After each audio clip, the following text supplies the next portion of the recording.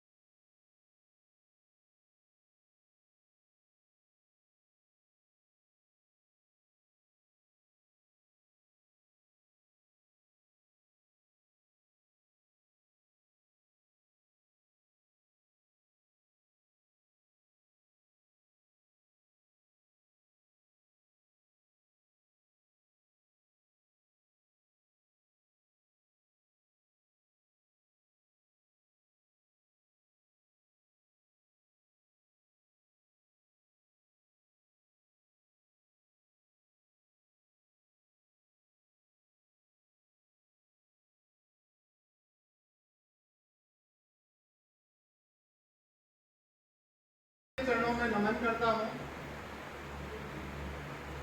मंच पर पधारे सभी अतिथिगण, मेरे सामने बैठे सभी वैष्णव बंधु, माताओं एवं बहनों, जैसा कि आप जानते ही हैं कि सनातन धर्म को बढ़ाने, प्रचार प्रसार करने के लिए अग्रिम भूमिका जो रहती है वो हमारे वैष्णव समाज की रहती है। तो अब से नहीं, आदिकाल से, जब हमारे भारतवर्ष में रजवाड़े हुआ करते थे, अलग अलग राजा अपने अपने क्षेत्र में राज करते थे, उस समय आपको मैं बताऊं, हमारे जो वैष्णव समाज की जो उत्पत्ति है वो वहीं से हुई है। क्योंकि हालांकि हम सभी सप्तऋषि की औलाद है, लेकिन जब राजा और महाराजाओं के द्वारा जो मंदिर और मठ जो बनवाए गए थे, तो उसमें जो पूजा का स्थान दिया गया था वो हमारे चतुर्थ संप्रदाय वैष्णव समाज ब्राह्मण गोत्रियों को ही दिया गया, जो हमारे पूर्वज हैं।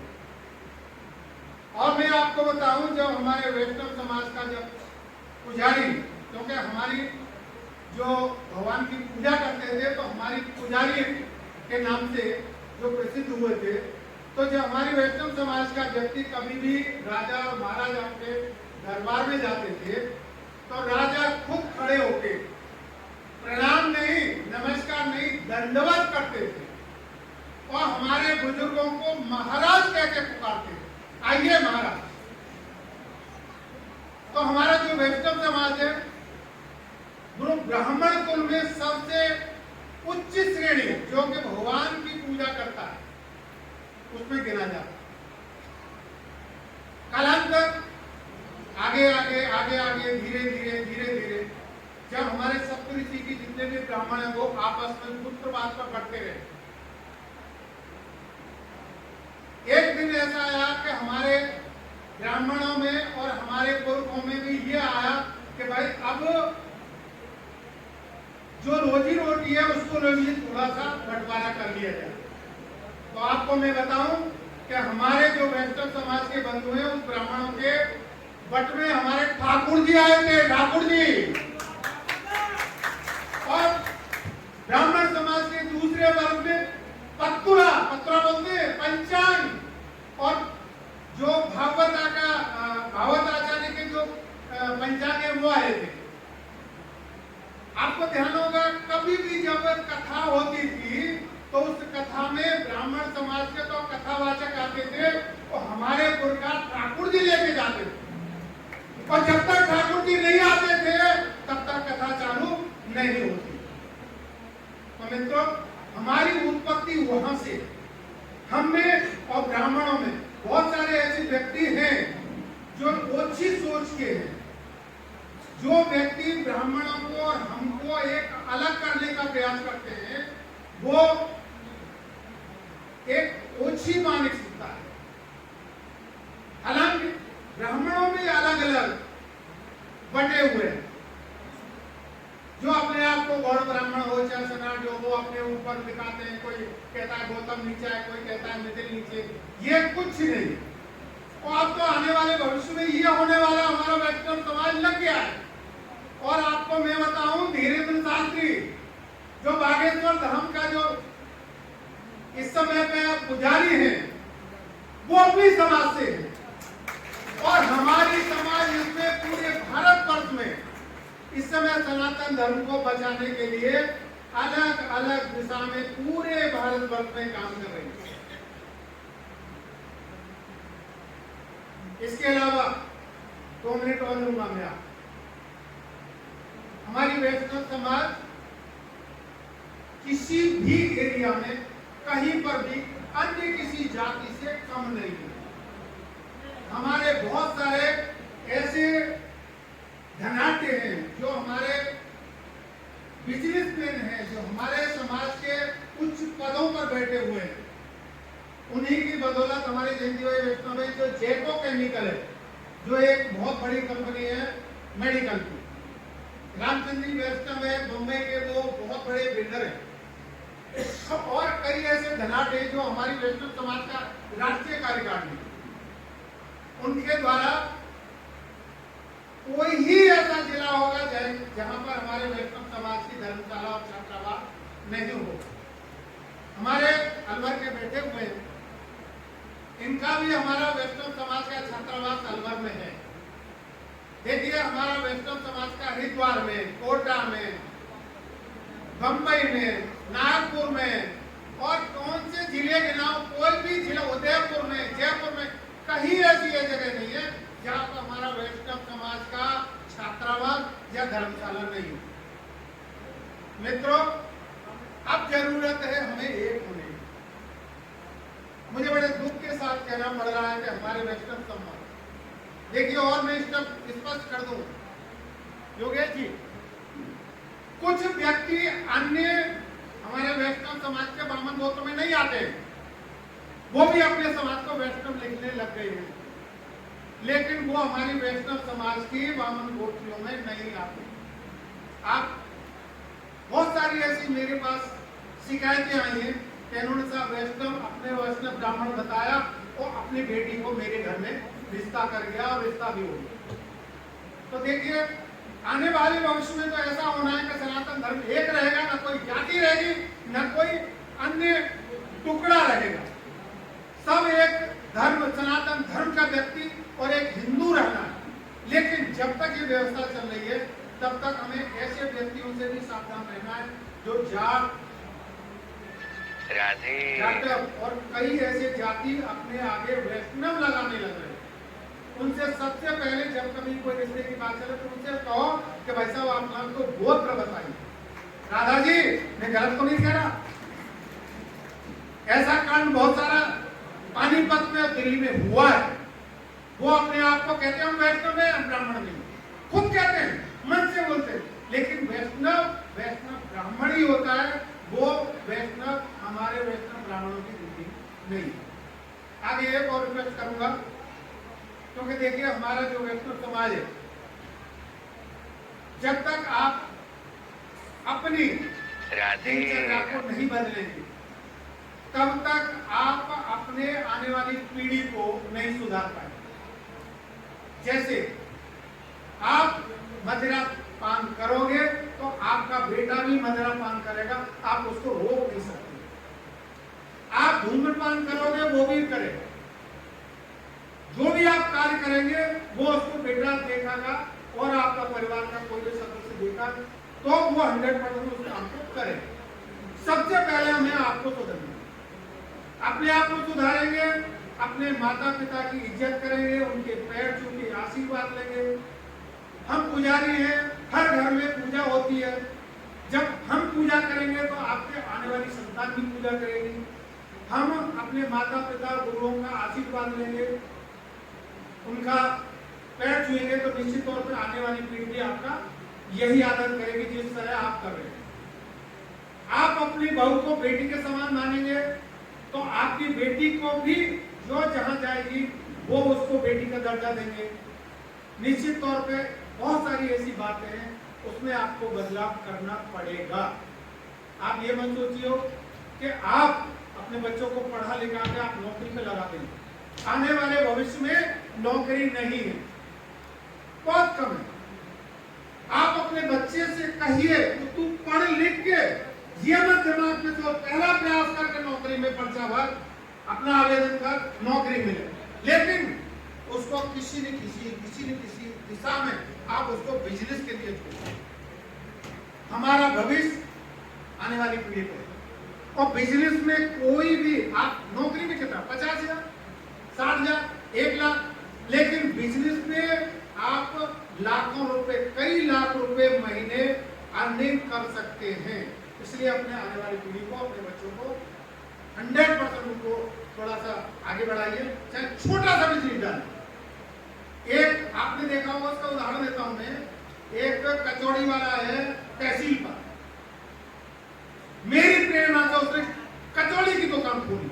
आज 7 आदमी उसके यहाँ काम कर रहे हैं और रोजाना कम से कम 5,000, 7,000, 10,000 पे कमा के ले। अब क्या कचौड़ी बेचता है, अरे नरेंद्र मोदी कहते हैं कचौड़ी और पकौड़ी किसको छोटा बिजनेस मत समझिए। इसलिए बिजनेस कोई भी हो आप छोटे से बढ़ाइए बढ़ाइए आगे बढ़ाइए तो अपने बच्चों को अपने पैरों पर खड़ा करिए। जय हिंद, जय भारत, जय वैष्णव। बहुत बहुत धन्यवाद जी कि आपने समाज संबोधित किया। अच्छा, जैसा कि आप उनको सुन रहे थे तो आपको लग रहा है भैया ये उद्योगपति है जो उद्योग को बढ़ावा देंगे और उद्योग की प्रेरणा देंगे और बहुत सही दिशा में प्रेरणा दी है। सच्चाई ये है कि आज हमको अपनी जो आने वाली पीढ़ी है उसको कुशल बनाना है। IIT ना करे तो ITI तो करे, IIT नहीं कर पाए तो ITI तो करे। हम क्या है उसको BA BCom करवाते हैं, ऐसे कर देते हैं, ना वो पढ़ा रहता है ना वो अनपढ़ रहता है, जिसकी वजह से ना बड़ी नौकरी मिल पाती है, छोटी वो कर नहीं पाता है। तो सर्वप्रथम पहले तो जो आने वाली पीढ़ी है उसको उद्योग या जिस दिशा में उसकी क्षमता है तत्व है उसको बढ़ावा दे। बच्चे को उसकी तत्व के हिसाब से आगे बढ़ाए, ना कि अपनी जिद के अनुसार कि भैया हमने सोच लिया ये डॉक्टर हम भी डॉक्टर बनेंगे। नहीं, वो जिस दिशा में जा रहा मैं कह रहा हूँ जो काम को करना चाह रहा उसको काम करने दें, उसकी तत्व को निखारे कुशल बने। ये पहली प्राथमिकता होनी चाहिए माँ बाप की, क्योंकि उन्होंने उद्योग को बढ़ावा देने की बात कही है, उदाहरण भी दिए। ये सच्चाई है कि मथुरा में ऐसे उद्योग हैं, छोटे उद्योग से लोग बहुत बड़ा मुनाफा कमा रहे हैं, आगे बढ़ रहे हैं। अब कार्यक्रम को आगे बढ़ाते हुए मैं एक सुंदर सी कसूरी मयूर नृत्य जो हमारे राधा कृष्ण का स्वरूप है उससे मयूर नृत्य की प्रस्तुति करवाऊंगा, क्योंकि कुछ लोग जो है थोड़ा सा उसमें एंटरटेनमेंट भी होना चाहिए। तो प्लीज हम बुलाए स्वरूप है, राधा कृष्ण का स्वरूप है, वो मयूर नृत्य आए। यहाँ पर जो वैष्णव ब्राह्मणों की बहुत ही अद्भुत तरीके की होली हुई है, होली मिलन समारोह हुआ है। वैसे तो ब्रज में होली बहुत जल्दी खत्म हो जाती है, लेकिन 1 महीने तक लगातार चलती है। तो आज हम इन्हीं वैष्णव ब्राह्मणों के द्वारा जानते हैं कि किस प्रकार का यहाँ पर आनंद रहा और ये ब्राह्मणों को एकजुट होने के लिए क्या संदेश देना चाहते हैं। देखिए, ये जो होली मिलन का कार्यक्रम है ये मिलन का कार्यक्रम है। सभी एक दूसरे से मिलते हैं, अपने जो है विचार रखते हैं और आगे मतलब जो है उत्थान करने के लिए वैष्णव समाज ने भी अपना जो है एक कार्यक्रम रखा। और क्योंकि हमारी समाज एकजुट कैसे हो, हमारी समाज कैसे आगे बढ़े, इसलिए इन्होंने अपना कार्यक्रम रखा। तो उस कार्यक्रम को बढ़ाने के लिए आज जो है अपना कार्यक्रम रखा था, होली मिलन का कार्यक्रम, और बड़ा अच्छा लगा, सबको अच्छा लगा। सबने सबको बुलाया, मिले, सब एक दूसरे से मिले। यहाँ होली का गीत भी हुआ, कितने राधा कृष्ण की मतलब झांकियाँ निकली। ये एक अच्छी वो थी परंपरा और ये धीरे धीरे परंपरा पड़ रही है, अच्छी बात है। और हर समाज को अपना अपना उत्थान के लिए कोई कार्यक्रम करना चाहिए और उन्होंने भी अपना कार्यक्रम किया है। तो हम सब एकजुट होकर के अपने कार्यक्रम को और बढ़ाएं, अपनी वैष्णव समाज को और उत्थान के ऊपर ले जाएं, ऐसा ये वैसे आज रखा है और मिलन हुआ है आज होली का, और अच्छी बात है। और आगे भी होंगे कार्यक्रम होंगे तो उत्थान भी होता है, हर चीज का विकास भी होता है। मनुष्य को विकास करने के लिए कुछ कार्यक्रम जरूर रखने चाहिए और उन कार्यक्रमों से ऊर्जा मिलती है और उस ऊर्जा से व्यक्ति आगे बढ़ता है। तो ये बहुत बड़ी ऊर्जा थी भाई। हम सब बिखरे हुए हैं, तो बिखरे हुए व्यक्ति को कैसे एक किया जाए, एकजुट कैसे किया जाए, जब तक ये बात नहीं सीखेंगे तब तक होगा ही नहीं भाई। हर समाज अपना अपना उत्थान कर रही है, ठीक है। अब जब हम एक दूसरे मिलेंगे, बताएंगे, अपनी बात रखेंगे, तो निश्चित रूप से विकास होगा। और पीढ़ी जो आ रही है, नई पीढ़ी आ रही है, उसको भी ज्ञान मिलेगा भाई। बुजुर्ग तो चले जाते हैं, लेकिन नई पीढ़ी और आगे बढ़े, नई पीढ़ी और अच्छे सीखे, ये तो उसके लिए भी ये कार्यक्रम बड़ा अच्छा रहा। सबको बड़ा अच्छा लगा है, बड़ा उत्साह के साथ सबने, यहाँ कई जिलों से अपने व्यक्ति आए थे, तो सबने अपने भाग लिया और जो है सबने अपने अपने विचार रखे, ये बहुत अच्छी बात है। जैसा कि मैंने यहाँ पर सुना है कि जो वैष्णव ब्राह्मण होते हैं उनकी जो उत्पत्ति है वो सबसे उच्च बताई गई है, तो उसके बारे में कुछ आप बता पाएंगे। देखिए, जो वैष्णव समाज है वो ऋषियों की संतान है। ऋषियों से ऋषि हमेशा बड़ा रहता है, ऋषि की संतान है सारी। तो इन ऋषियों की जब संतान है तो बड़ा तो होगा ही निश्चित रूप से। इसीलिए उसे जो है एक विष्णु की पूजा करने का और विष्णु के साथ जोड़ने का जो काम मिला, वो सबसे एक उसी को मिला है, वैष्णव समाज को ही मिला। तो इसलिए उच्च कोटि पर रहेगा ही रहेगा। और रहता है। आज जो है जितने बड़ी मंत्र हैं सब में पुजारी काम करते हैं, पुजारी पूजा करते हैं, उनको अधिकार मिला था। हम विष्णु के अवतारी हैं, हम सब ऋषियों के संतान हैं, तो इसीलिए उसे उच्च कोटि का माना गया है कि भाई विष्णु जो है ये भगवान सबके अवतार हैं, तो इनको इनकी सेवा का मौका वैष्णव समाज को ही मिला, तो इसीलिए उसे उच्च कोटि। कि जब भी कार्यक्रम हो, किसी व्यक्ति से यह नहीं कहूंगा कि आप अपने साथ में 100 वैष्णव लेके आओ, लेकिन आप अपने परिवार से अपने बच्चों को, अपनी मातृशक्तियों को लेकर के आओ। मेरी बात गलत हो तो आप बताइए। मैं हर समाज के कार्यक्रम में जाता हूँ, राजनीतिक क्षेत्र से हूँ, हर समाज में जाता हूँ, हर वर्ग के समाज में जाता हूँ, और जब मैं बड़े बड़े आयोजन देखता हूँ तो मुझे उस बीच में खड़े होकर के इस बात की बड़ी चिंता होती है कि पंडित योगेश द्विवेदी जी, जब भी हम कार्यक्रम करते हैं तो हमारे कार्यक्रम में से कोई अगर माइनस रहता है तो मात्र हमारे 2 लोग रहते हैं, हमारी मातृशक्ति और हमारे बच्चे। मैं गलत कह रहा हूं तो बता दीजिए। इसलिए आगे से निमंत्रण आपका बाद में है, ये बात मेरी नोट करना, बुरा मत मानना। आपका निमंत्रण बाद में है, पहले हमारी घर की महिला और बच्चों को आप लेके आइए, तो हम लोगों को आगे जाकर के जो हम सुना रहे हैं वो हमारी पीढ़ी आगे बढ़ेगी, क्योंकि हमें पीढ़ी को बढ़ाना है तो उसी को सुनाना है। इसलिए क्योंकि समय बहुत कम है, मैं आप लोगों से यही कहूंगा कि हमारा समाज वैष्णव शब्द, हमारी एकाग्रता, हमारी योग्यता, हमारी शक्ति, हमारा परिवार और हमारी ताकत, ये सब जब दिखाई देती है जब हमारा संगठन और हम सब लोग मिलकर के एक आहुति देते हैं। किसी भी श्रीमद् भागवत में जाइए या किसी में भी आप लोग जब जाते हैं तो एक हवन होता है, और जब ब्राह्मण हवन कराता है तो हवन के बाद में कहता है ठीक है सब लोग खड़े हो जाओ, अब एक पूर्ण आहुति होगी। पूर्ण आहुति क्यों कहता है?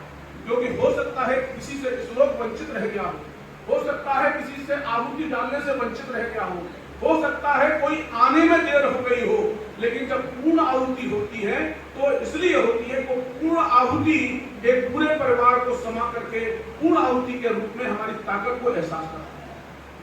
तो इसलिए मैं अपने नौजवान साथियों से कहूंगा कि आप अपने गांव में, शहर में, मोहल्ले में जहां भी रहते हैं, एक मोटरसाइकिल पे जब आप कहीं पिक्चर देखने जाते हैं, मेरी बात को गौर करना, या किसी मेला में जाते हैं तो तुरंत आप 3 मोटरसाइकिल पे 9 लोगों को इकट्ठा कर लेते हैं ना। चलो वृंदावन में रथ का मेला चल रहा है, 9 लोग मेला देखने चल रहे हैं, तो ऐसे ही 9 लोगों को जब वैष्णव संप्रदाय की कहीं पर भी बैठक हो रही हो, चाहे अलीगढ़ में, राजस्थान में, मथुरा में, उस मेला से ज्यादा ये मेला बड़ा है, आप उनको यहाँ देखिए। वहां तो हम लोग चाट पकौड़ी खा के चले आएंगे, उस चाट पकौड़ी से हमारा कुछ होना नहीं है, ठीक है, उस समय का अच्छा मेला है देखेंगे, लेकिन अगर हमारे बच्चे उन लोगों को यहाँ लेके आएंगे तो ऐसी विभूति जो सामने बैठी है, आप सबको मैं प्रणाम करता हूँ। आप लोग वास्तव में एक ग्रंथ है, मैं सच बता रहा हूँ आपको, आप लोग वो ग्रंथ हैं कि अगर आपके मधुर कंठ से मैं पूरे समाज की एकाग्रता के शब्दावली को सुनने बैठ जाऊं तो श्रीमद् भागवत तो भी 7 दिन में समाप्त हो जाती है, लेकिन आप लोगों का अनुभव खत्म नहीं हो सकता। आप लोग साक्षात एक ग्रंथ हैं, इसीलिए मैं आपको प्रणाम करता हूं। और आज हमारी मातृशक्ति आई है, मुझे बड़ी खुशी हुई है कि आप अलीगढ़ से चल के मथुरा आई हैं। मैं सारे वैष्णव समाज की तरफ से और मथुरा जनपद के सभी ब्रजवासियों की तरफ से आपको प्रणाम करके बधाई देता हूं कि आपने मथुरा में आकर के एक शक्ति की चिराग जलाया है। मैं इसीलिए बहुत देर से मेरी नजरें आपकी ओर केंद्रित थी, तो आगे से हम लोग इस चीज का जरूर वर्णन करेंगे। भाई जनार्दन जी, विनोद जी से भी मैं कहूंगा, और बहुत अच्छा कार्यक्रम हुआ। होली की बहुत शुभकामनाएं आपको। ब्रज के अंदर पूरे मार्च होली चलती है, होली का त्योहार चलता है, तो निश्चित तौर से भगवान विष्णु जी हमारे दरबार में खुशहाली दे, धनधान दे, हमारे बच्चे आ रहे हैं, उन्नति हो। अभी आदरणीय जो कार्यक्रम की अध्यक्षता कर रहे हैं वो मुझसे कह रहे थे कि हर व्यक्ति तक खबर पहुंचा रहे थे।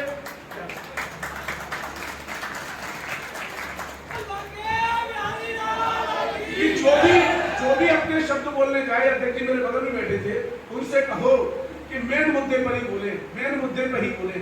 ये क्यों कह रहे थे? इनकी बात का बुरा नहीं मानना चाहिए, ये इसलिए कह रहे थे कि इनको मालूम है कि मेरा समय तो हो गया, लेकिन आने वाली पीढ़ी से अगर मैं कुछ कह के जाऊंगा तो मेरा नाम मेरी पीढ़ी आगे रोशन करेगी। ये इसलिए कह रहे थे। और मैं गजेंद्र जी का बहुत धन्यवाद देता हूँ, बहुत प्रवासी हैं, इतने सरल हैं। मैं आपको सही बताऊं कि शायद जितनी देर चीनी को घुलने में लगती है उससे ज्यादा तो जल्दी ये घुल जाते हैं। गणेश भैया वास्तव में बहुत सब सरल है। तो मैं आप सबको बहुत बधाई देता हूँ होली की, और जितने भी हमारे पिता तुल्य बुजुर्ग हैं आप सबको मैं अपने पिता समान समझते हुए प्रणाम करता हूँ, मातृशक्ति को प्रणाम करता हूँ, नौजवान साथियों को प्रणाम करता हूँ। देखो आज हर व्यक्ति अपने समाज को आगे बढ़ाने में लगा हुआ है। हम किसी भी पार्टी से जुड़े हैं, हमें पार्टी से जुड़ने में कोई ऐतराज नहीं है।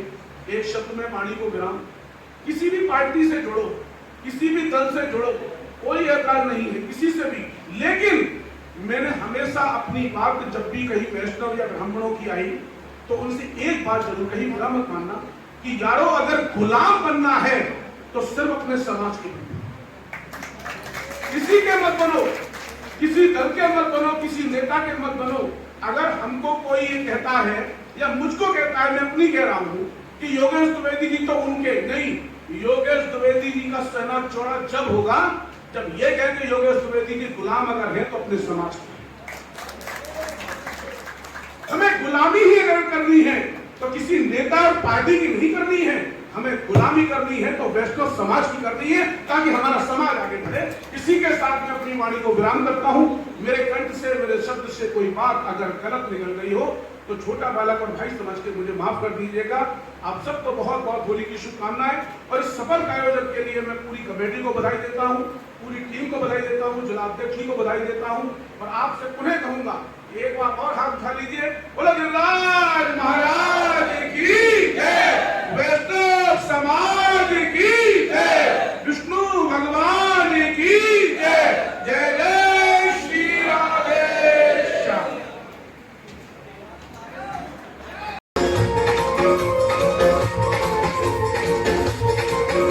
के बारे में कि भाई हमारा कौन है, कौन अपना है, कौन अपना नहीं है। इस कड़ी में बहुत बड़ी समस्या आती है कि हर आदमी को ये बात नहीं मालूम होती है। एक बुजुर्ग लोग हमारे को बता देते हैं कि भाई हमें हमारे गोत्र है, हमारी सारी चीजें हैं।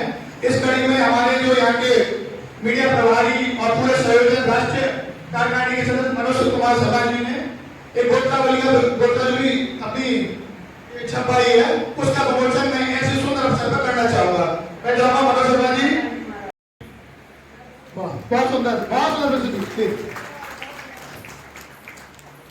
आशा करता हूँ कि आपको प्रोग्राम में आनंद आ रहा होगा, कहीं भी कोई बोरियत नहीं महसूस हो रही होगी। अब इसी कार्यक्रम को आगे बढ़ाते हुए नोएडा से आए हुए श्री जय भगवान जी से मैं अनुरोध करूंगा कि वो अपने संक्षेप में अपनी 2 बातें कहकर समाज को संबोधित करें। जय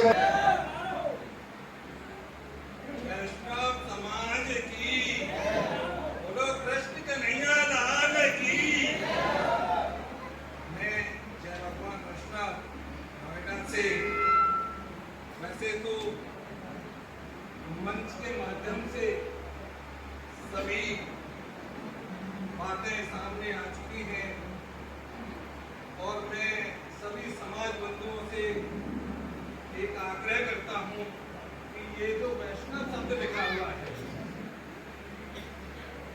इस वैष्णव शब्द को जितने से ज्यादा आप आगे बढ़ा सकें वो बढ़ाएं। इस शब्द से हमारी बहुत बड़ी पहचान है, जो राष्ट्रीय लेवल की पहचान है। जैसे अश्विनी कुमार जी हैं, वो वैष्णव लिख दें तो हमारी जो क्षेत्रीय भाषा है, जहां वैष्णव कहा जा रहा है, जहां स्वामी कहा जा रहा है, जहां वैरागी कहा जा रहा है, जो अलग अलग नाम से पहचाने जाते हैं, लेकिन जब वैष्णव शब्द आएगा तो हर व्यक्ति उस आदमी को पहचानेगा कि ये हमारी जाति से है। अभी ऐसा लगता है कहीं कहीं, वैसे तो हम बदल नहीं सकते, क्योंकि क्षेत्रीय भाषाओं को तो क्षेत्र में तो वो उसी नाम से पुकारे जाएंगे जिन नाम से क्षेत्र में पुकारे जा रहे हैं। लेकिन हम बदल सकते हैं। कहां बदल सकते हैं कि अगर हम आने वाली पीढ़ी के सामने वैष्णव शब्द लगाने लगे और जैसे हम कहीं समाज में जा रहे हैं वैष्णव शब्द का ही प्रयोग करने लगे, बहुत आदमी सिंह लगाते हैं, बहुत आदमी शर्मा लगाते हैं। भाई ये क्षेत्र में अगर वो लगा रहे हैं तो लगाओ, उससे भी कोई मना नहीं है, लेकिन आगे पीछे कहीं वैष्णव जरूर लगाओ। अब थोड़ी देर पहले मंच के माध्यम से एक बात आई थी कि हम बड़े हैं और इसमें दो राय नहीं, हम बड़े हैं क्योंकि हमारे को ही अधिकार है केवल भगवान विष्णु के से स्पर्श करने का, ब्राह्मण को कोई अधिकार नहीं है। हम वैष्णव हैं इसलिए वैष्णव ब्राह्मण को अधिकार है वो कथा भागवत के लिए, क्योंकि गजेंद्र जी ने अभी बताया था, बहुत अच्छी बात थी। इसलिए अपने आपे को कोई ये मत समझो और वैष्णव लिखना चाहो।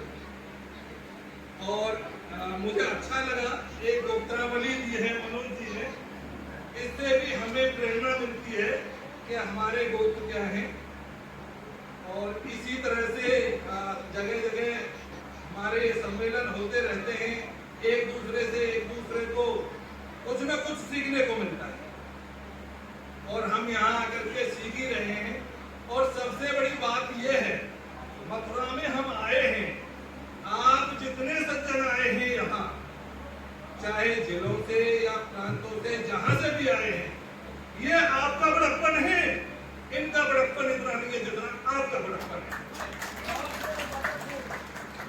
क्योंकि आप यहाँ आकर के इनको उत्साहित करते हैं। मैं बस इतना ही कहना चाहता हूँ, ऐसे प्रोग्राम होते रहे और आगे बढ़ते रहे।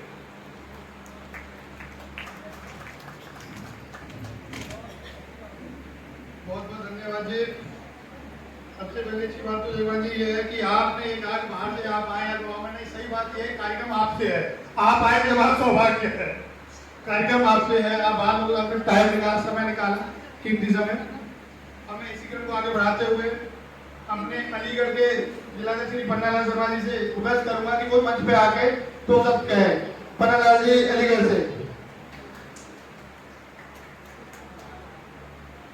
अलीगढ़ समाज को संबोधित करने के लिए आए, अलीगढ़ के लोग संबोधित करने के लिए श्री पन्नालाल जी से मैं अनुरोध करूंगा कि वो भी दो शब्द कहे, क्योंकि समय का वैसे जवाब है, इसलिए जिलों से जो भी आप अपनी बात कहना चाहते हैं। और मैं सबसे एक और अनुरोध करूंगा, अपने जो भी आप विचार रख रहे हैं उन विचारों में समाज कैसे आगे बढ़े। विखंडता तो है, सबको मालूम है विखंडता है, ताकि एकजुटता कैसे बढ़े इसके बारे में बात करें, हम क्या अच्छा कर सकते हैं इसके बारे में बात करें, जो हो चुका है उसे भूल जाए, अच्छा क्या हो सकता है उसके लिए बात करें। इसमें भी कुछ अपने विचारों में इस पर जोड़ रहे हैं, समाज का उत्थान कैसे हो सकता है, जितना हो सकता था और पतन तो वो तो हो चुका है, लेकिन अभी जैसे हमारे जयवान जी ने बोला कि भाई एक हमें पहचान बनाए, तो मैं आपको बताना चाहता हूँ कि मैं अभी हाल में ही जयपुर गया था। हालांकि मैंने पहले सब ये रखी हुआ में कि व्यक्तिगत बात कोई नहीं करेगा, लेकिन मैं कर रहा हूँ, माफी चाहूंगा आपकी बात को बढ़ाने के लिए। अभी हाल में 30 जनवरी को मैं जयपुर में था, जयपुर से मैं लौट रहा, एक कार के पीछे उन्होंने कहा वैष्णव लिखा हुआ था, एक कार के पीछे वैष्णव लिखा हुआ था, और मैं जयपुर से और इधर बालाजी उस कार को फॉलो कर रहा था, जहाँ पीछे था, और मुझे ऐसा विश्वास हुआ नहीं वैष्णव लिख रहा है तो मेरे ही भाई बहन है। और विश्वास जब वो गाड़ी आगे रुकी और मैंने ऐसे ही उनसे परिचय लिया, मैंने कहा सभी वैष्णव लिखा है, ये क्या वैष्णव? तो नहीं हम ब्राह्मण है। मैं वैष्णव, हाँ वैष्णव ब्राह्मण है। फिर उन्होंने दूसरी बात तो कुछ और कही, मैंने कहा आप भी तो मानते हो वैष्णव लिखा है? बोले हाँ। बोले तो मैं वैष्णव, इस तरह की जो हम अपने विचारधारा बढ़ा लेंगे गाड़ी पर या किसी पर भी अपने नाम के आगे वैष्णव लगा देंगे तो विश्वास मानेगा, इंडिकेशन हो जाएगा कि भाई ये वैष्णव हमारा भाई है। जैसे ना पेड़ आने पर रेड लाइट जल जाती है, ऐसे हमें भी गाड़ी में देख के मालूम पड़ जाएगा भाई अपने भाई ज्यादा बदल बात नहीं है। तुम क्या छुपाने की क्या चीज, क्या जरूरत है? एकजुटता की नहीं, एक चिन्ह तो बनाना ही पड़ेगा। तो सच बहुत अच्छी पहल की आपने, अच्छी बात कही, बहुत धन्यवाद। जी के मंच पर आए और अलीगढ़ जिले से अपनी बात रखें कि कैसे समाज को आगे बढ़ाया जा सकता है। प्लीज स्वागत है। मथुरा एक लोककाल में मुख्य नगरी है, भगवान कृष्ण की जन्मस्थली भी है, इसलिए इसका महत्व और बढ़ जाता है। और मैं इस पावन धरती पर मथुरा से बाहर के जो भी सज्जन, जो भी अध्यक्ष मंत्री जिन दिनों से पधारे हैं, उनका हार्दिक अभिनंदन करता हूँ और अपनी कमेटी की ओर से उनका स्वागत करता हूँ। और इसके साथ साथ जो हमारी वर्तमान टीम ने जो ये सम्मेलन रखा और जिस तरह से तैयारी की है, मैं अपने इस कार्यकारिणी को भी इस मंच के माध्यम से धन्यवाद देना चाहता हूँ। इस समाज के, इस कार्यकारिणी के विरोधा माननीय गजेंद्र जी, मास्टर गंगाराम जी और भाई विनोद वैष्णव जी, भाई लक्ष्मीकांत जी की सुपरवाइजरी में जो ये काम हुआ बड़ा अच्छा हुआ। और यहाँ पे जो हमारे भाई, बड़े भाई ओम प्रकाश जी विराजमान है, दिल्ली से हमारे समाजी आए हुए हैं, अलवर से हमारे समाजी सेक्रेटरी साहब आए हुए हैं, इन्होंने बड़ा लंबा पीरियड समाज में लगाया है। हमें इनको भी इस मंच के माध्यम से बहुत बहुत धन्यवाद देना चाहते हैं।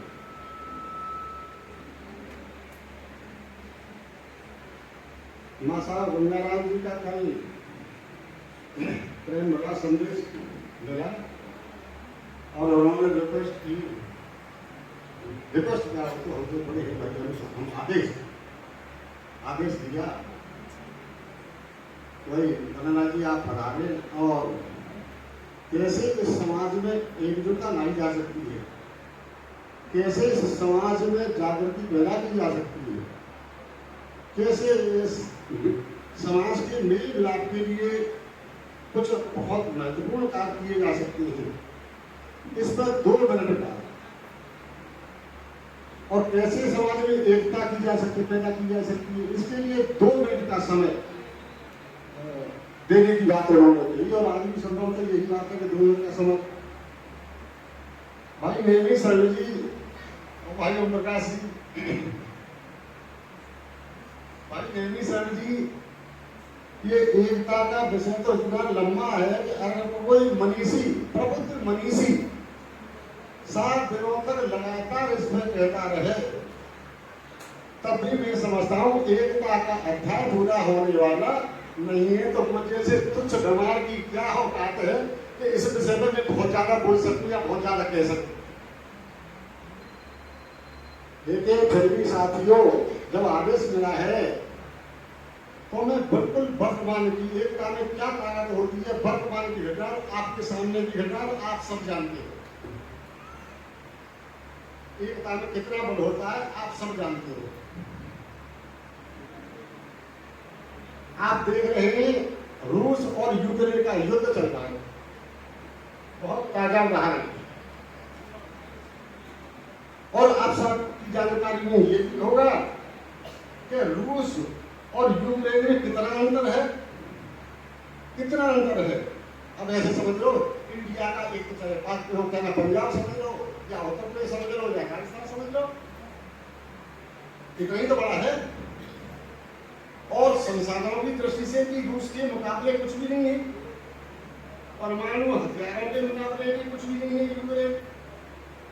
क्या कारण है कि आज 1 वर्ष बीतने के बाद, 1 वर्ष 1 माह बीतने के बाद भी यूक्रेन अपनी स्थिति से झिका नहीं है और उसने अपने पैर पीछे नहीं हटाए हैं। इसका एक कारण और सिर्फ एक कारण वहां की जनता की एकजुटता और एकता। ये 1 साल पूर्व की बात है, जब उनके परिवार के लोग इंटरव्यू आ रहे थे, जरा ध्यान से सुने भाई, अगर समझ की बात हो तो कोई बात नहीं, मैं समाप्त करूं तो जरा सा शांति के साथ। मुझे जब तक आप गरीब हो, एक उस परिवार के क्या नाम है जेलस की महोदय ने जब अपने परिवारिक जनों से और रिश्तेदारों से पूछा, जब चले गया उसके बाद में पूछा, बेटा से पूछा, दामाद से पूछा, बेटी से पूछा, भाइयों से पूछा, रिश्तेदारों से पूछा कि क्या चाहते हो, बल्कि देश चाहती है और हम देश में मर मिट जाने को तैयार हैं। उन्होंने खिलाड़ियों को पूछा, आप क्या चाहते हो, वे देश चाहते हैं। उन्होंने गायकों से पूछा, हॉलीवुड पूछा, बॉलीवुड पूछा, वे क्या चाहते हो, वे देश चाहते हैं।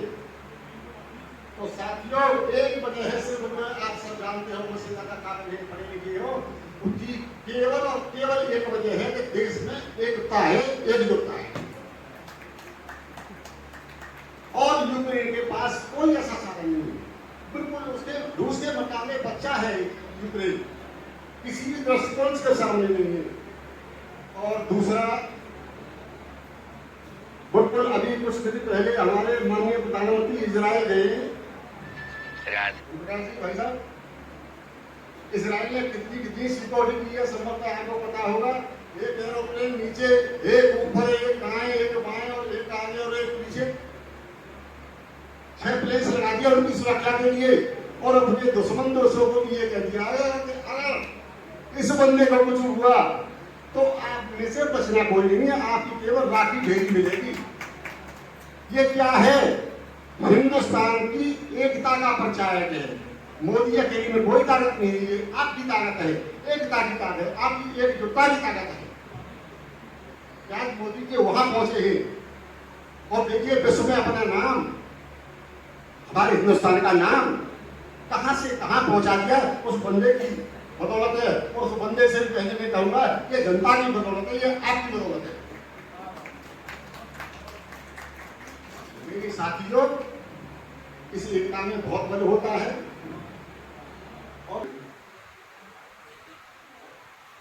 तुलसीदास महाराज जी ने रामायण में देह चौपाई के लिए शुरू में ही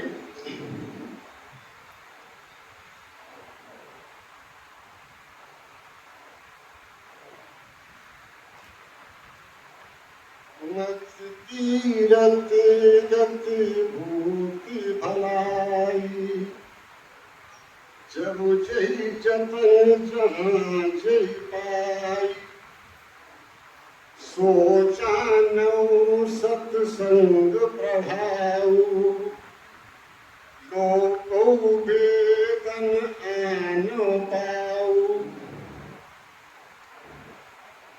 इसका शाब्दिक हिंदी अर्थ है भाइयों कि जिस किसी व्यक्ति ने मति माने बुद्धि, कीर्ति, सदगति और ऐश्वर्य जिसने जहां पाया है, वो सब सत्संग का प्रभाव समझना चाहिए। यही तो अर्थ है सब उसका। मेरे पूर्वजों, मेरे पूर्वजों और मेरे मनीषियों, तुलसीदास जी ने ये चौपाई संभवतः आज से 500 वर्ष पूर्व लिखी थी। वैसे तो वो भविष्य दृष्टा है, उन्होंने बहुत कुछ लिख दिया है, आगे तक की बात उन्होंने लिख दी है और कलयुग का अंत भी लिख दिया है उन्होंने। लेकिन हम अपनी अगर समाज की बात करें, हम अपनी अगर समाज की बात करें, आप लोग भैया कम करें भैया, वेद प्रकाश जी तो फिर लो शॉर्ट करेगा।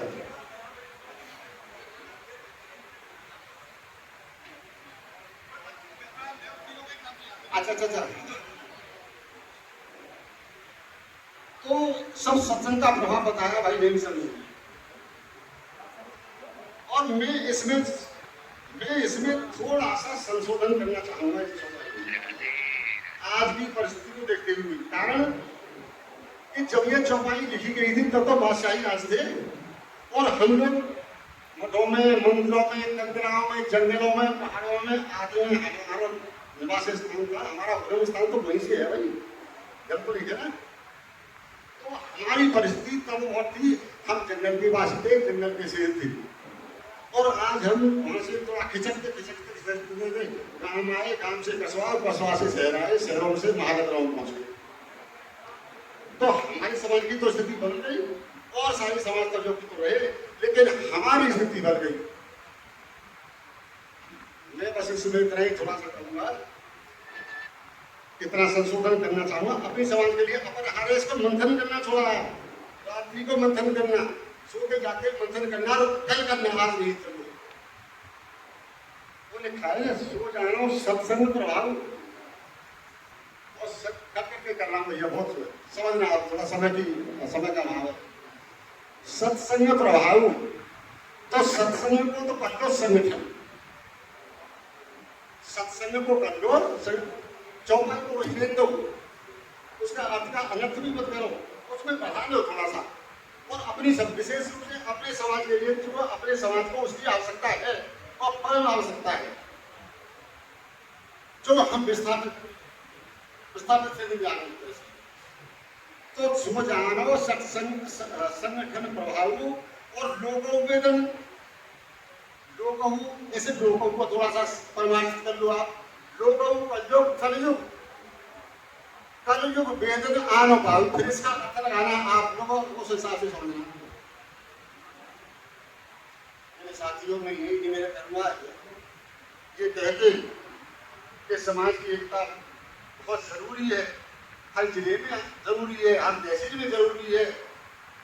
मैं सबसे विस्तार गाड़ी के माध्यम से ये अनुरोध करूंगा आपसे कि जहाँ जो बैठा हुआ है, रूठा बैठा हुआ है, जैसा भी बैठा हुआ है, अलग बैठा हुआ है, हमसे उसको मनाने और भैया इस समाज के संगठन को आप आगे बढ़ाएं। इन बातों को कहते मैं अपनी बात समाप्त करना चाहूँगा।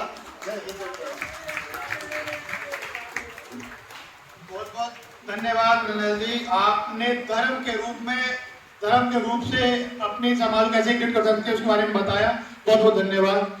हर व्यक्ति का अपनी बात को कहने का अपना अपना तरीका होता है।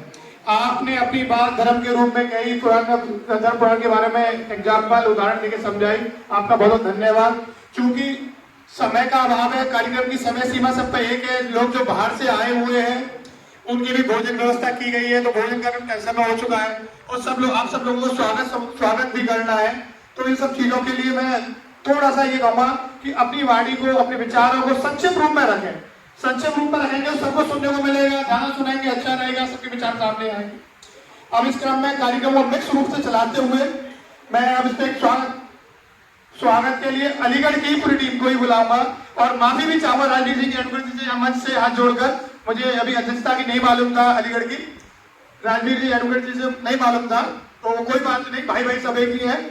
तो अलीगढ़ के हमारे जितने समाज के लोग हैं वो मंच पर आए और अपने स्वागत के लिए अलीगढ़ समाज के सभी लोग आए।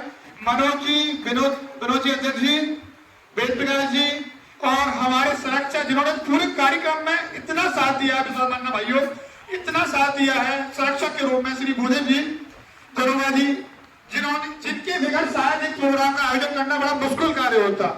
सुबह से लेकर शाम तक गाड़ी में गांव एक घर पहुंचकर हम बच्चों के साथ लेकर उस कार्यक्रम को सफल बनाने में उनकी पूरी भूमिका रही है।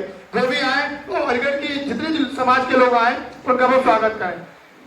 विनोद जी, मनोज जी, वेद प्रकाश जी और भूदेव मंगल जी, 4 लोग। मैं हूँ साथ हूँ, कोई बात नहीं, मैं साथ ही।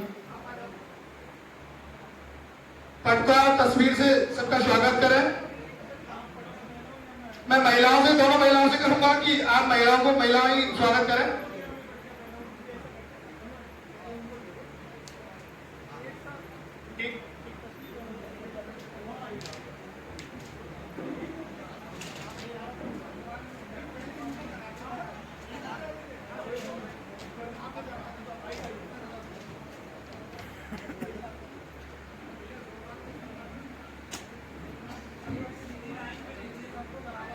राधे राधे। बाकी है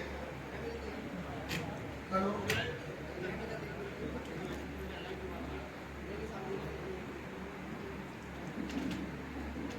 प्रकाश जी, अलीगढ़ से आप भी आए, आए भैया आओ।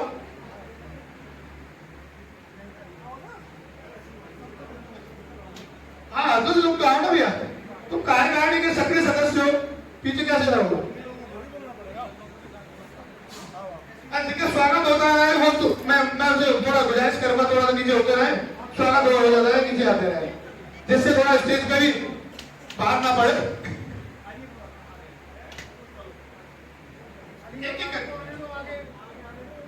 एक एक करके बेगुरा जी, आपने जिनका कर दिया आप नीचे आए, वो सदन नीचे आए, ऐसे क्रम बढ़ाते रहे।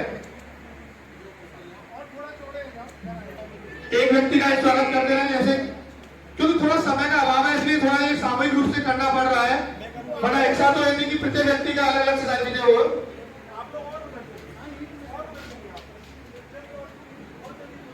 महिलाओं का हो चुका, महिला ला सकते हैं क्या जी?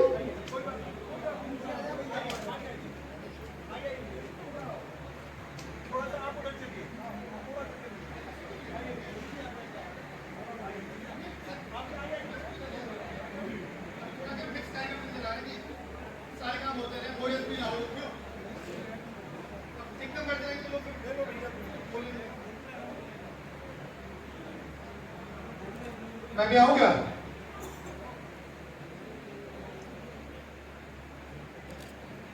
अलीगढ़ से जो हमारे समाज के आए हैं उनके लिए एक बार जोरदार ताली कि अपना कीमती समय निकाल के इतनी संख्या में आए हैं। बहुत बहुत स्वागत, अभिनंदन आपका कि आपने हमारे लिए समय निकाला। विश्वास मानिए आपके आने से हमें उत्साह बढ़ा है और जो समाजी है सभी महाराजी उनसे सफल कर सकते हैं। हो सकता है ये सहयोग हो सकता है ये संपन्न हो कि आप जिस तरह बैठे हो। तो ऐसे ही छोटा सा प्रयास अब रजिस्टर में आप नाम अंकित आगे जा सकते हैं। अब मैं अपने अलवर से आए हुए श्री जगमोहन जी से भी अनुरोध करूंगा कि वो हमें 2 शब्द यहाँ कहें। जगमोहन जी जो है हमारे अलवर समाज के लिए विशेष राष्ट्र समाज के लिए विशेष अच्छा कार्य करते हुए आए हैं। वहाँ भी हाल में एक सम्मेलन हुआ था, उनकी बहुत सहभागिता रहेगी उसमें और समाज की जोड़े हुए रखा हुआ है। जगमोहन जी से अनुरोध करूंगा कि वहाँ बाइक पर आकर अपने 2 शब्द कहें और समाज संबोधित करें।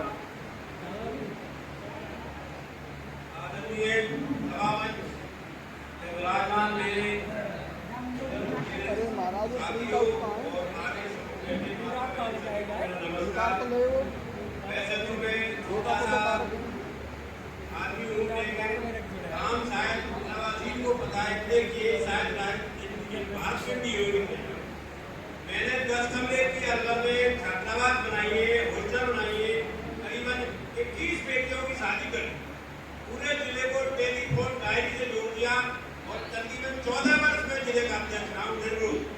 दिन रोज 14 साल।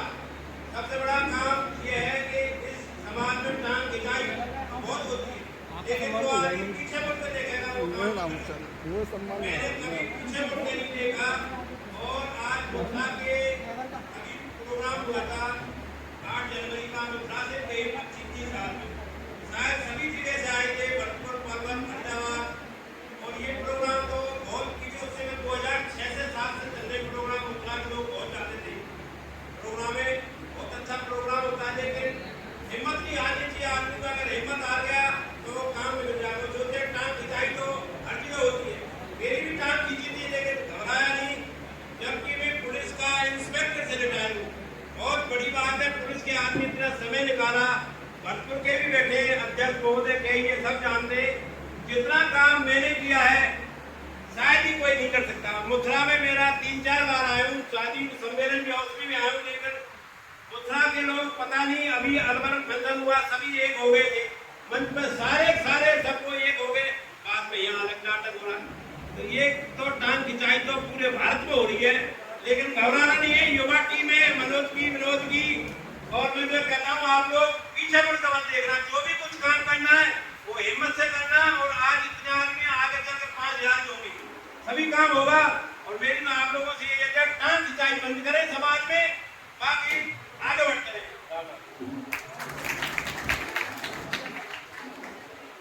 बहुत बहुत धन्यवाद जगमोहन जी, आपने सभा को संबोधित किया और समाज के यहाँ के लोगों के हालातों पर हल्का सा प्रकाश डाला। मैं आपको ये बता देना चाहता हूँ, क्योंकि आप राजस्थान राज्य से आए हैं, तो मैं आपको बता दूं कि यहाँ समाज में हमारे में कोई भी मतभेद नहीं है, मतभेद है। जो आज नहीं तो कल, कल नहीं तो परसों, तो फिर एक मंच पे हम लोग होंगे, पक्का होंगे। और अभी जो आगे हम लोग युवा लोग आए हैं, वो आप लोगों का अनुभव हमें चाहिए और उसी अनुभव को साथ लेते हुए सबको एक मंच पे लेके आएंगे।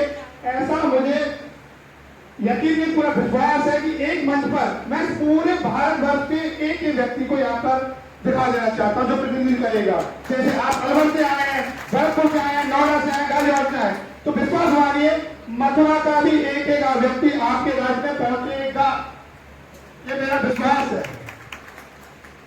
इसी कार्यक्रम को आगे बढ़ाते हुए मैं अपने यहाँ मथुरा के उद्योगपति और हम हमारे संरक्षक और हम हर तरह के साथ देने वाले श्री गणेश शर्मा जी को अनुरोध करूंगा कि वो भी अपने समाज के जितने लोग आए उनको संबोधित करें और अपने संक्षिप्त शब्दों में, क्योंकि समय का बहुत अभाव है, सब लोग दूर से भी आए, किसी को जाना भी है, कार्यक्रम लेट शुरू हुआ है, तो शब्दों में जैसे अभी भी सिलसिला चल रहा है, कम शब्दों में पूरी सब लोग आए बैठे रहे। कुछ देर के बाद भोजन की व्यवस्था भी है, मैं समझ रहा हूँ भोजन का समय हो गया, बाहर से लोग आए हैं, उनके भोजन का भी समय है, पर ये कार्यक्रम भी बढ़ता रहना चाहिए और सारे कार्यक्रम होते रहने चाहिए।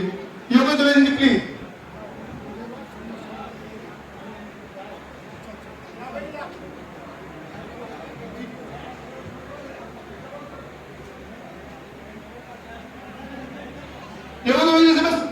प्लीज जल्दी मंच पे आए, आपका भी समय का अभाव है। राधे राधे।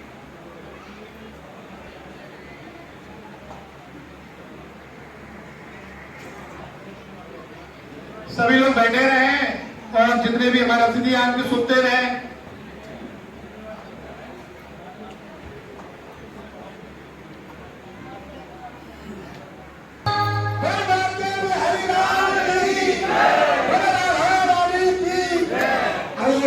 बड़ी सुंदर होली चली है। होली मिलन समारोह का मतलब यही होता है, होली मिलन का मिलन होता है। आइयो अरे सखियों देखो शो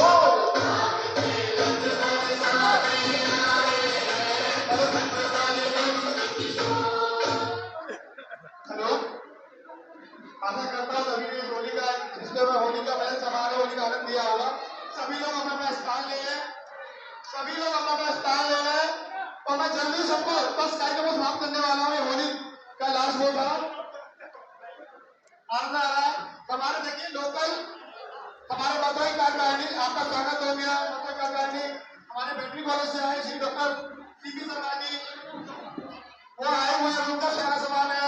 कुछ हमारे धर्मेंद्र भैया जो बोला खेलने के लिए कह रहे थे, फरीदाबाद से आए, वो भी कह रहे थे। प्लीज आप पत्ता बन जाए, सबका सम्मान, सबकी बात आपको सुनने को मिल जाएगी। अगर आप पत्ता कर दे तो आपके सबको सबकी बात सुनने को मिल जाएगी। बस थोड़ी देर के लिए, बस थोड़ी देर के लिए आप थोड़ा साथ दे दें।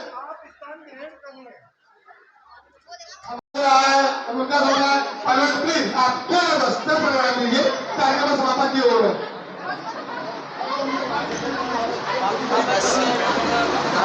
और हमारे जो मुख्य अतिथि हैं श्री आदित्य शर्मा जी, उनको भी जो काम हो रहा है जाना है, उनको प्लीज थोड़ा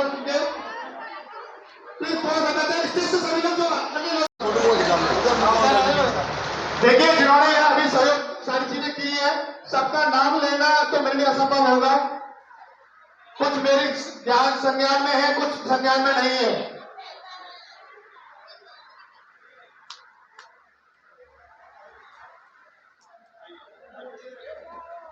एक हमें और बहुत ही विशेष वैष्णवजन मिले हैं, उनसे हम वार्तालाप करते हैं, क्योंकि ये भी एक मूर्ति का कार्य करते हैं, तो इनसे हम जानते हैं किस प्रकार की ये मूर्ति बनाते हैं। राधे राधे। राधे राधे। मेरा नाम रमन लाल, तहसील वर्ड, जिला भरतपुर का रहने वाला हूँ। वैष्णव समाज से हूँ मैं। मेरी दुकान बालाजी पे है। एक तो मूर्ति भंडार की, जो वैष्णव मूर्ति भंडार से प्रसिद्ध है, और वहाँ 10-5 आदमी काम करते हैं। और एक दुकान मेरी हाईवे पे छोकड़वाड़े के पास, टोल टैक्स के पास है, वो मेरी वैष्णव मूर्ति भंडार से चलती जाती है। मेरे लड़का का नाम वीरेंद्र है, वो दुकान पर रहता है, और हम ताजपुर के वर्ड तहसील के रहने समाज की सेवा करते हैं। तो ये जो मूर्तियाँ होती हैं वो किस प्रकार से मंदिरों में जो पहुंचाई जाती हैं, वो लगभग कम से कम कीमत उनकी क्या होती है? कीमत तो कम से कम साहब 20,000 से लेकर के लाख, 1.25 लाख तक की मूर्ति की कीमत है। फुट के हिसाब से हम माल निकालते हैं। हनुमान जी का और हमने एक 11 फुट और 11 मुक्का हनुमान जी हमारे हलेने पर लगाया है, वो काले पत्थर का है। अच्छा। हाँ। तो जैसा कि अभी तक हमने देखा था कि सफ़ेद हनुमान जी को भी हमने आपको दर्शन कराए थे, और यहाँ पर जो बता रहे हैं काले कलर के हनुमान जी हैं, तो जल्द से जल्द उनके भी हम आपको दर्शन कराएंगे। इनसे हम पूछ लेंगे पूरी जानकारी, और अगर आपको भी मूर्तियाँ बनवानी हो तो आप इनसे संपर्क कर सकते हैं। और अपने वैष्णव जनों में अगर ये मूर्ति चाहिए तो उनको जो मूर्ति है वो काफ़ी कम कीमत पर मिल जाएगी, क्योंकि ये वैष्णव जनों की सहायता बहुत ज़्यादा करते हैं और ये समाज सेवी व्यक्ति भी हैं। हम मूर्ति अपनी समाज के लिए कम रेट में देते हैं, और मूर्ति हम ऑर्डर से बनाई जाती है हमारे यहाँ दुकान पर। हमारा नंबर बोल दूँ उसमें? मेरा नंबर 9785 280916। मेरे लड़का का नंबर है 95 87 68 56 14। इस पर संपर्क करें और हम समाज के लिए मूर्ति रेट में ही देते हैं। तो जैसा कि जाना आपने, बहुत ही अद्भुत यहाँ पर आज ये प्रोग्राम हुआ, और हम आपको अब लेकर चलते हैं थोड़ा सा और यहाँ पर दिखाते हैं इस मंदिर, इस वैष्णव जनों की। हमारे अध्यक्ष डॉक्टर गंगाराम दर्शन जी, इनका पूरा सहयोग रहता है कार्यक्रम को सफल बनाने में। गजेंद्र जी हमारे सारी गाइडेंस समय समय पर मिलती रहती है, समाज कैसे आगे बढ़ेगा समय में बताते रहते हैं। कार्यक्रम में पूरा देखिए, समय बड़ा कीमती है, लेकिन फिर भी समय निकालते हैं हमारे लिए बहुत बड़ी बात है। इनके लिए बहुत जोरदार ताली, जोरदार ताली। मंच में जितने भी लोग रह गए अब जितने लोग रह रहे हैं, हमारे युवा पुष्पांजलि से आए हुए भाई, आप भी आए, आपका भी स्वागत है, आपने समय निकाला है, आप भी आइए।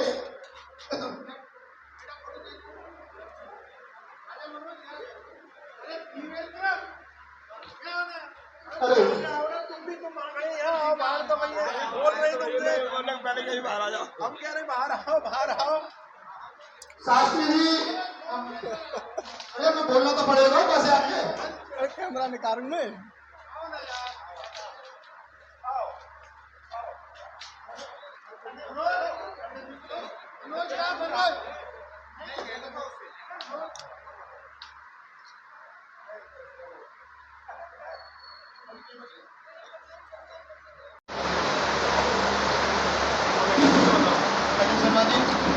अजय शर्मा जी आप भी हैं।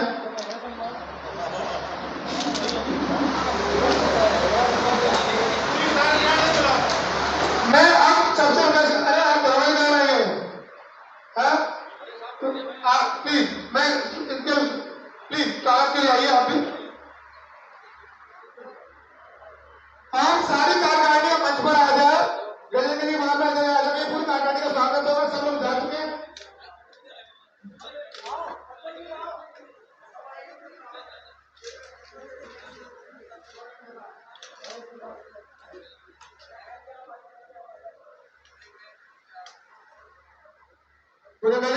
छोटे भाई रामा शर्मा जी का स्वागत हो, समय निकाल के यहाँ आए।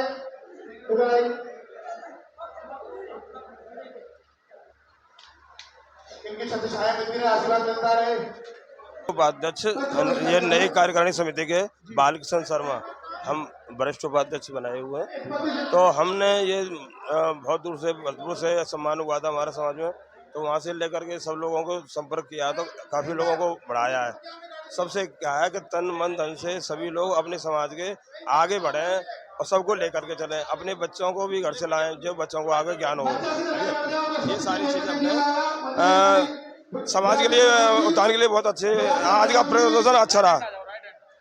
तो यहाँ पर बहुत ही अद्भुत तरीके, ये होलिका मिलन जो आज रखा गया है, इसका मेन उद्देश्य यह है कि वैष्णव समाज के बंधुओं को एकत्रित करके उनके आपसी मेल जोल, परस्पर प्रेम तथा आगामी भविष्य में अपने बच्चों को और उनको आगे उन्नति करने के लिए, आकर्षित करने के लिए, समाज में अपना स्थान बनाने के लिए, उत्थान करने के लिए, आकर्षित करने के लिए है। और इस सम्मेलन में सबसे बड़ा उद्देश्य रखा गया है कि सभी वैष्णव ब्राह्मण अपने नाम के आगे वैष्णव शब्द का प्रयोग करेंगे। अदर जो प्रयोग करते हैं दूसरे अपने गोत्र छिपा करके जो रह रहे हैं वो केवल अपने नाम के आगे वैष्णव लगाएंगे, जिससे सभी की एक पहचान हो सके और समाज में उनका स्थान हो सके। जैसा कि आपने यहाँ पर बहुत ही अद्भुत, बहुत ही इतना ज़्यादा आनंद प्राप्त हुआ यहाँ पर देखकर। के चेयरमैन रहे हैं और अपने समाज के लिए बहुत कार्य किए हैं उन्होंने, और अपने कर्म धन से अपना वो समाज को हमेशा से सहयोग करती हुए आए हैं। आज उनका भी आना था लेकिन शायद वो बस बाहर चली गई है। को आगे बढ़ाते हुए मैं अपने आगे अध्यक्ष श्री आरती समाज से अनुरोध करूंगा कि वो भी अपने दो शब्द कहकर हमारे समाज जनों को संबोधित करें।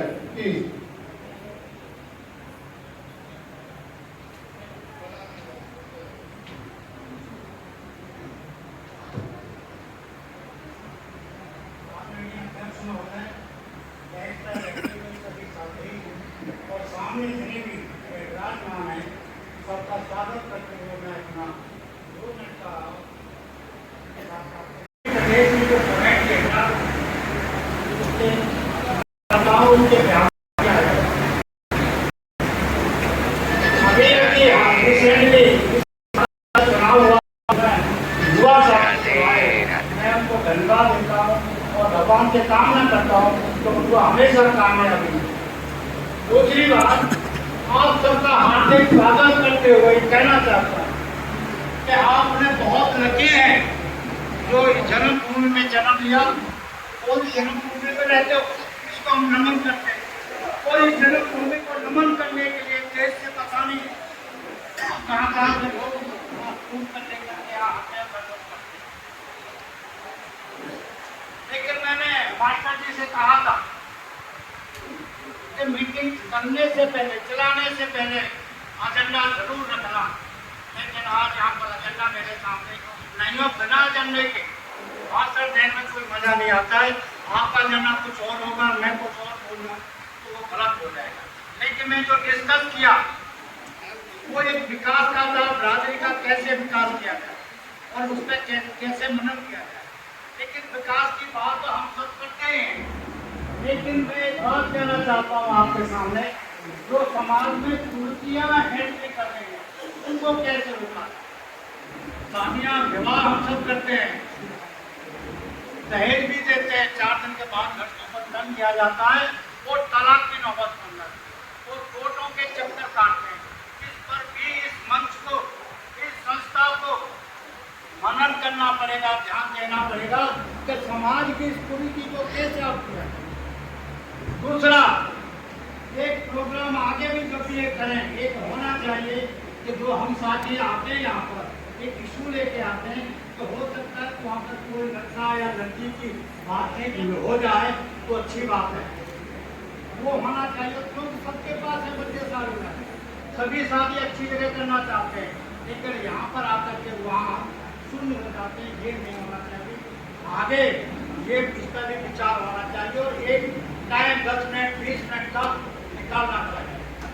और आप सबका मैं स्वागत करता हूँ, तो टाइम का अभाव है, जैसे प्रोग्राम शुरू हुआ मैं अपने मास्टर जी का बहुत बहुत धन्यवाद करता हूँ। उन्होंने मेरे को इन्वाइट किया, बुलाया, मैं अपने आया, मैं अंदर का स्वागत करता हूँ। उन्होंने तमाम समाज है और वो आगे बढ़े, मैं आशा करता हूँ आपसे गजेंद्र जी को संबोधित करते रहे और वो आगे बढ़ते रहे। इन सबों के साथ मैं आप सबका धन्यवाद करता हूँ। थैंक यू, बहुत बहुत धन्यवाद। नहीं चल पड़ते हैं, मन का केवल वेग चाहिए। हमारे मन में अगर उत्साह है तो पाँव अपने आप दौड़ने लगते हैं। और दूसरे हमारे पूर्व चैन जी हुए, उन्होंने लिखा समाज की एकता के लिए, आपसी एकता के लिए कि पूरी धरा भी साथ दे तो और बात है। हम सब एक साथ किस तरह जुड़ सकते हैं कि पूरी धरा भी साथ दे तो और बात है, तू जरा भी साथ दे तो और बात है। चलने को तो चल रहे हैं एक पांव से लोग, दूसरा भी साथ दे तो और बात है। अगर दूसरा पैर भी हमारे साथ देता है तो हम बहुत अच्छी तरह से दौड़ते हैं, चलते हैं। तो रही हमारे वैष्णव ब्राह्मण समाज की बात, तो हमारे 52 गोत्र हैं। गोत्रावली का अभी विमोचन हुआ है। मनोज शर्मा जी ने जो संकलित की है, मेरी इस पुस्तक में भी गोत्रावली सहित 52 द्वाराचार्यों का पूरा इतिहास इसमें है। हम वैष्णव कैसे हैं, हम बैरागी क्यों लिखते हैं, पूरे देश में हम कितने नामों से जाने जाते हैं, वो सारा विवरण इसमें है। मेरे पास 10-5 पुस्तकें हैं, किसी को चाहिए तो ले सकते हैं। मैं फिर पुनः बधाई दूंगा इस होली के अवसर पर इस कार्यक्रम के आयोजकों को, और आपका विशेष रूप से साधुवाद, धन्यवाद। एक बार जोरदार ताली अपने लिए बजा सकते हैं। आपने कीमती समय दिया, हर व्यक्ति वरिष्ठ है और अपना काम छोड़ के आया है, और हमें आगे से भी इस कार्यक्रम को, ऐसे कार्यक्रमों को और प्रोत्साहित करना चाहिए, तभी समाज का भला हो सकता है। जय श्री वैष्णव नमो नमः। जय श्री वैष्णव। आए हैं तो थोड़ा कार्यक्रम में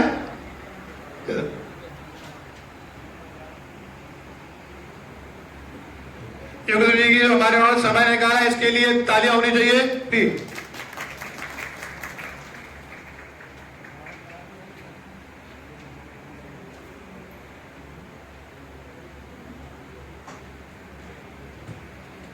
कार्यक्रम को आगे आप सभी से रिक्वेस्ट है, एक प्रति आप लेके जाएं, इस प्रति को अपना पढ़ें और अपने बच्चों को और सभी को एक प्रति दें, जिससे आपको मालूम हो कि कौन आप अपने गोत्र के हैं, कौन अपना भाई है, कौन बुजुर्ग है। इससे जुड़े रहेंगे तो हम समाज से जुड़े रहेंगे। बहुत मेहनत करके इन्होंने बनवाई है मनोज जी ने, एक प्रति और सबके पास पहुंचा दिया है। बेटा माधव, हाँ ठीक, तो सुंदर। हम इस गोत्रावली के प्रमोशन के लिए ताली तो आप लोगों की होनी चाहिए मेरे हिसाब से, जोरदार ताली।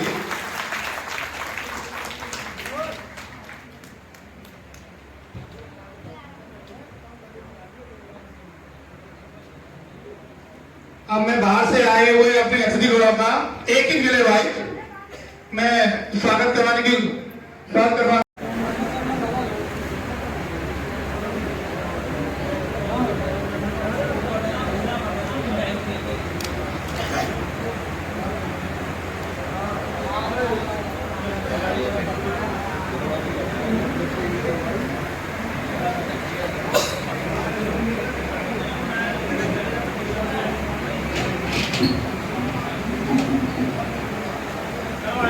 कार्यक्रम को आगे बढ़ाते हुए मैं अपने मेरठ से आए हुए हमारे अधिकार श्री चरण सिंह स्वामी जी से अनुरोध कर रहा हूं।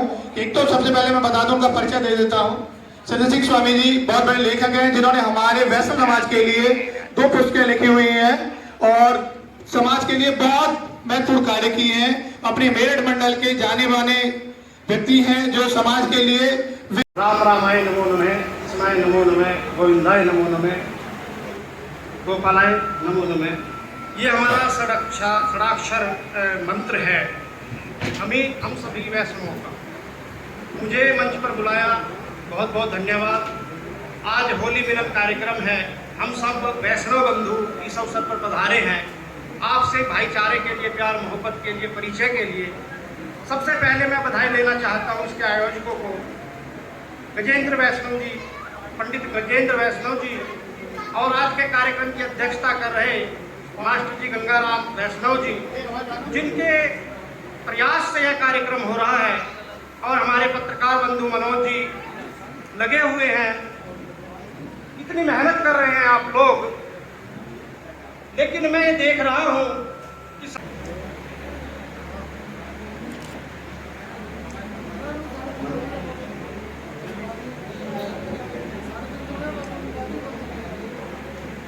आगे विनोद वैष्णव जी,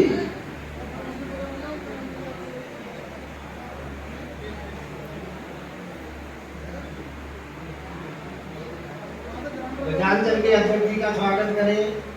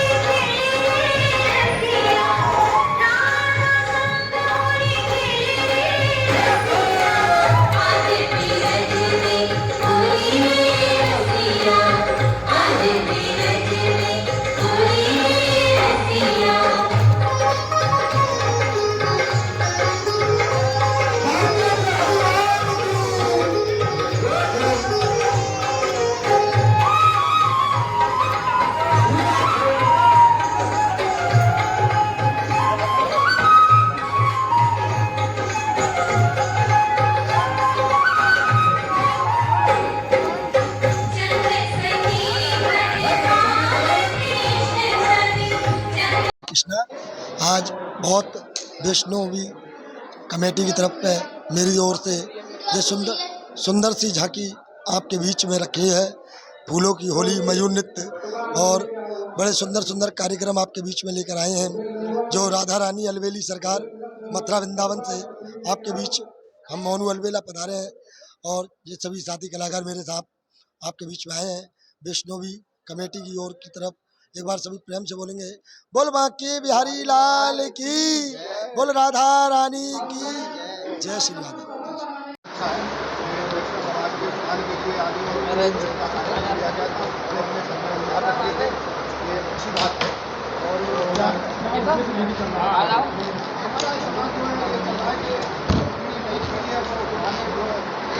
समाज को आगे बढ़ाए और जो है समाज को समाज में साथ में ये सभी समाज जो है अपने अपने उत्थान के लिए करती है, ऐसा आप जो प्रतिनिधि है और समाज लगातार समाज में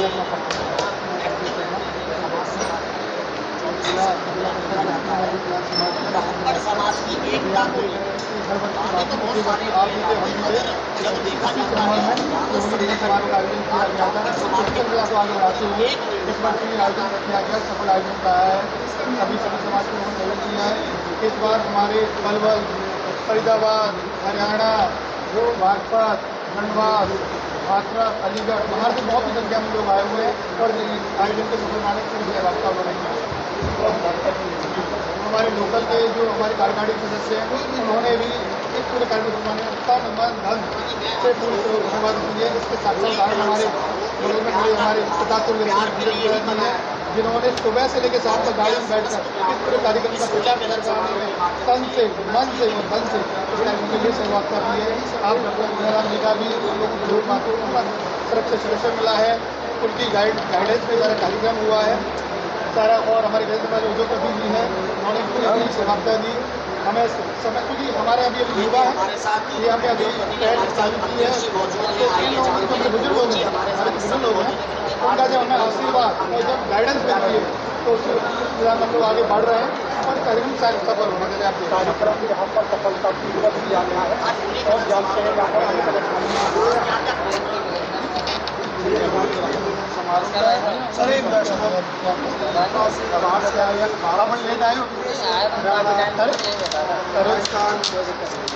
आस पास के जिलों से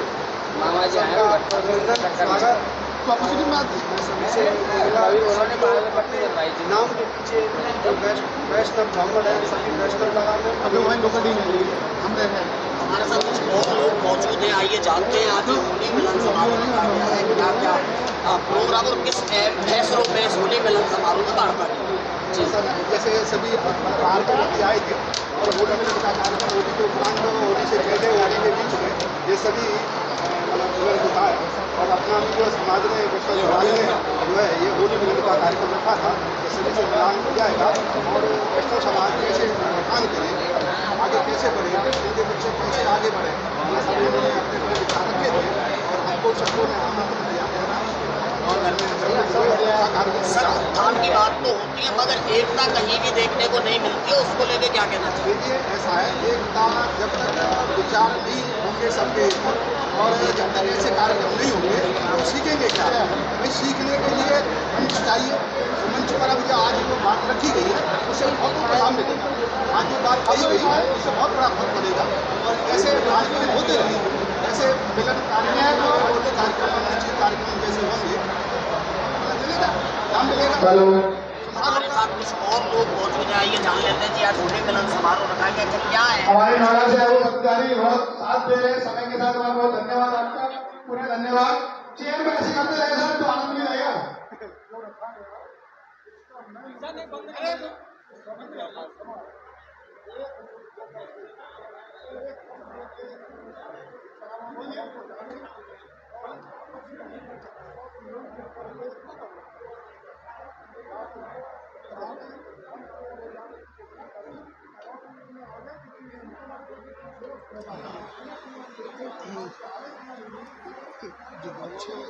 अग्रसर होकर के जन सेवा करे और अपने देश में और अपने गांव में, अपने गाँव में अपना नाम दे सके। ये थे हमारे साथ कुछ ब्राह्मण बंधु। अभी हमारे साथ एक साथी और मौजूद है, आइए इनसे भी जान लेते हैं कि आज जो होली मिलन समारोह रखा गया है उसमें क्या क्या जो वैश्विक ब्राह्मण की बात की जाती है, क्या क्या अहम फैसले उनके लिए लिए गए। क्योंकि होली मिलन समारोह एक प्रेम का त्योहार है और प्रेम से सभी लोग यहाँ पे कभी भी मिलते हैं। और आप कैमरे में देख ही रहे हैं कि लगातार जो समस्त समाज के लोग हैं वो एक मंच पे आज उपस्थित हैं। और ये अधिकतर होली के टाइम पे देखने को मिलता है कि ज़्यादातर लोग एक मंच पे इकट्ठे होते हैं। आइए जान लेते हैं जब होली मिलन समारोह रखा गया है तो क्या अहम फैसले समाज को लेकर लिए गए।